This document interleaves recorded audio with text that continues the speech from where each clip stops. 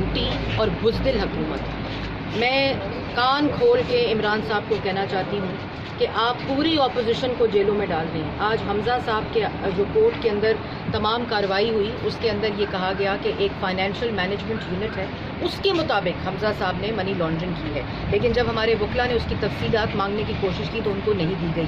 جب یہی نہ پتہ ہو کہ ایلیگیشن کیا ہے تو اس کا دفاع کون کر سکتا ہے؟ اور ہم نے اپنی بیل اپلیکیشن جو ہے اس کو وڈرا کیا، کیونکہ ہمیں نظر آ رہا تھا کہ کیا ہو رہا ہے عمران صاحب کے حکم کے اوپر۔ لیکن میں ایک چیز یہ کہنا چاہتی ہوں کہ اس طرح کی بدترین سیاسی انتقام پاکستان کی تاریخ میں دیکھنے کو نہیں ملتا، کیونکہ نالائق اور نااہل حکومت ہے۔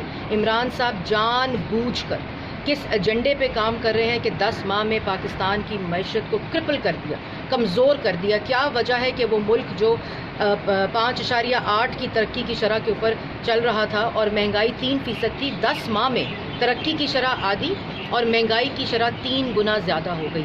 آپ ساری اپوزیشن کو جیلوں میں ڈال دیں لیکن عوام دشمن بجٹ کو پاس نہیں ہونے دیں گے، احتجاج کریں گے، مزاحمت کریں گے، اور کسی طرح بھی IMF کا بجٹ بنایا ہوا ہمیں قبول نہیں، جس سے پاکستان کی عوام کی جیبیں خالی ہوں اور IMF کے خزانے بھریں۔ اس طرح کے بجٹ کو مسترد کرتے ہیں۔ اور آج جو حمزہ شہباز صاحب کو گرفتار کیا گیا ہے اس کے اوپر بھی میں یہ کہنا چاہتی ہوں کہ نیب گرفتار پہلے کرتی ہے اور بعد میں پوچھتی ہے کہ آپ نے کرپشن کیا کی ہے۔ آج تک محمد نواز شریف، شہباز شریف کو پہلے نیب کے عقوبت خانے میں رکھا اور اس کے بعد اب حمزہ صاحب کو ابھی تک کوئی کیس نہیں بنا، ابھی تک کوئی ثبوت نہیں آیا، ابھی تک کوئی ریفرنس نہیں بنا، ابھی تک کوئی ایویڈنس نہیں آیا۔ اور جب کچھ نہیں ملتا، کھربوں کے پروجیکٹ لگائے پاکستان مسلم لیگ نون نے، جب کچھ نہیں ملتا تو آمدن سے زیادہ اثاثے، کوئی گھسا پٹا سیاستدانوں کے خلاف جو الزام ہے آمدن سے زیادہ اثاثوں کا، وہ لگایا جاتا ہے۔ لیکن کب تک، آخر کب تک عمران صاحب اب اس طرح کے جھوٹے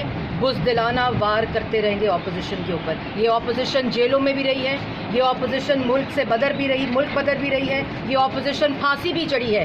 آپ اس اپوزیشن کے حوصلے کو متزلزل نہیں کر سکتے، کمزور نہیں کر سکتے۔ اور اب ہمارے پاس ایک ہی راستہ ہے کہ جس عوام کے حقوق کے اوپر ڈاکہ ڈالا جا رہا ہے، پاکستان کی معیشت کو ایک سازش کے طور پر کرپل اور کمزور کیا جا رہا ہے، اس کو ہم کامیاب نہیں ہونے دیں گے، چاہے آپ پوری اپوزیشن کو جیلوں میں ڈالیں۔ میاں صاحب گرفتار ہیں، عوامی رابطہ مہم شروع کرنے جا رہی ہیں۔